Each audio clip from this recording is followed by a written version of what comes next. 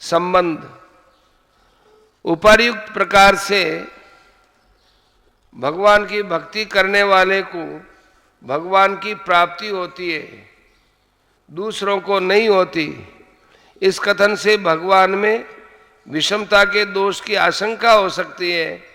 अतएव उसका निवारण करते हुए भगवान कहते हैं, समोहम सर्वभूतेषु न मे द्वेष्योस्ति न प्रियः ये भजन्ति तु मां भक्त्या मयि ते तेषु चाप्यहम्।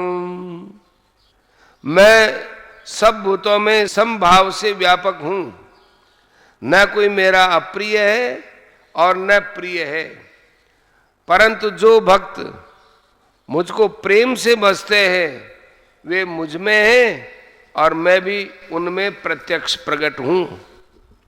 प्रश्न, मैं सब भूतों में सम हूं तथा मेरा कोई अप्रिय या प्रिय नहीं है, इस कथन का क्या अभिप्राय है?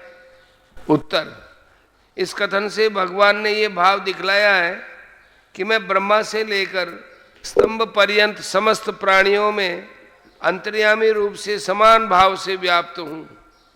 अतएव मेरा सब में समभाव है, किसी में भी मेरा राग द्वेष नहीं है।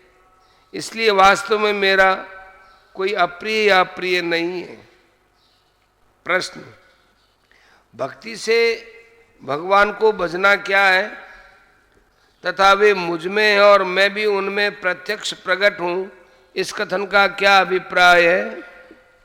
उत्तर, भगवान के साकार या निराकार किसी रूप का श्रद्धा और प्रेम पूर्वक निरंतर चिंतन करना, उनके नाम गुण प्रभाव महिमा और लीला चरित्रों का श्रवण मनन और कीर्तन करना, उनको नमस्कार करना, पत्र पुष्प आदि यथेष्ट सामग्रियों के द्वारा उनकी प्रेम पूर्वक पूजा करना और अपने समस्त कर्म उनके समर्पण कर देना इत्यादि इत्यादि सभी क्रियाओं का नाम भक्ति पूर्वक भगवान को भजना है।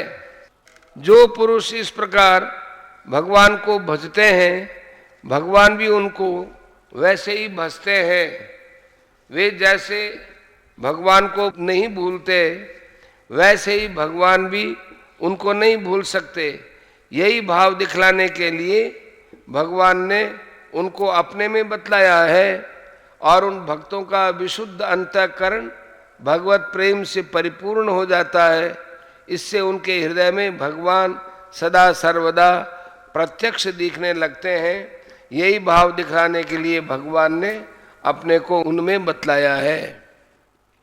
अभिप्राय यह है कि इसी अध्याय के चौथे और पांचवें श्लोकों के अनुसार भगवान का निराकार रूप समस्त चराचर प्राणियों में व्याप्त और समस्त चराचर प्राणी उनमें सदा स्थित होने पर भी भगवान का अपने भक्तों में अपने हृदय में विशेष रूप से धारण करना और उनके हृदय में स्वयं प्रत्यक्ष रूप से निवास करना भक्तों की भक्ति के कारण ही होता है। इसी से भगवान ने दुर्वासा जी से कहा है, साधवो हृदयम मह्यम साधूनाम हृदयम त्वहम मदान्यत तेन जानन्ति नाहम तेभ्यो मनागपि। साधु मेरे हृदय हैं और मैं उनका हृदय हूं।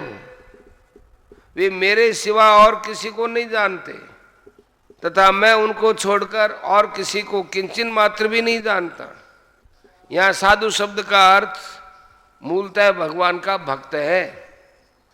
जैसे समभाव से सब जगह प्रकाश देने वाला सूर्य दर्पण आदि स्वच्छ पदार्थों में प्रतिबिंबित होता है, काष्ठ आदि में नहीं होता, तथापि उसमें विषमता नहीं है, वैसे ही भगवान भी भक्तों को मिलते हैं, दूसरों को नहीं मिलते। इसमें उनकी विषमता नहीं है। यह तो भक्ति की ही महिमा है।